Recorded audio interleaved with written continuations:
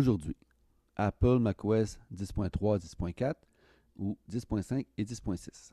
Alors, je vous montre aujourd'hui comment travailler avec votre système d'exploitation en différentes langues de façon temporaire ou permanente. Alors, nous débuterons par démarrer les préférences système disponibles via soit la pomme préférences système ou encore par le dock préférences système. Vous démarrez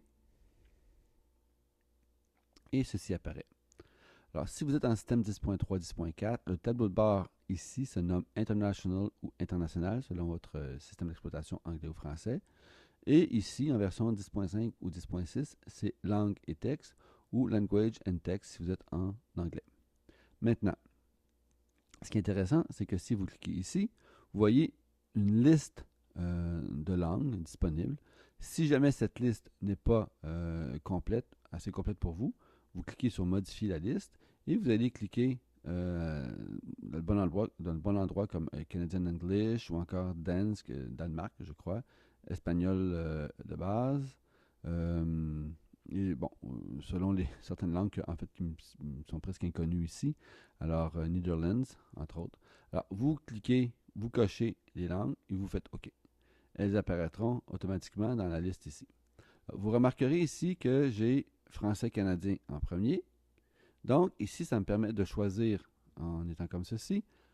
Je vois que mon système d'exploitation est fichier, édition, présentation, aller, fenêtre, aide. Je suis donc en français. Alors, la même chose pour, si exemple, je démarre iMovie.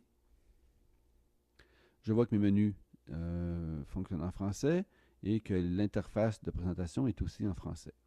Maintenant, je peux décider de quitter et de positionner Canadian English en premier. Je vois ici maintenant que mon système est toujours en français, mais que mon logiciel est en anglais.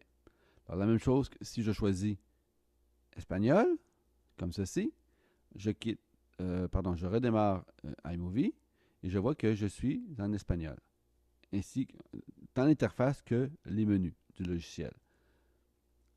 Ceci fonctionne pour les logiciels de façon temporaire. Pourquoi? Parce qu'en mettant la langue au-dessus de la liste, le logiciel part dans la langue choisie.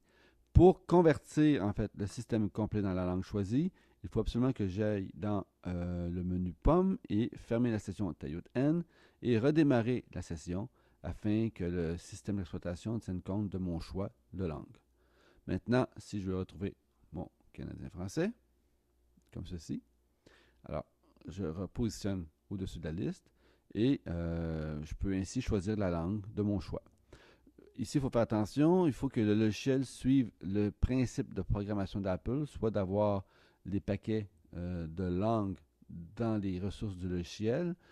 Ça fonctionne pour la plupart des logiciels, mais pas pour les suites Adobe. Adobe exige, en fait, si on veut travailler en français, il faut acheter une version française. Si on veut travailler en anglais, il faut acheter une version anglaise. La version française, par contre, d'Adobe inclut la version anglais UK et l'allemand. Alors maintenant, je crois que c'est à votre tour d'essayer.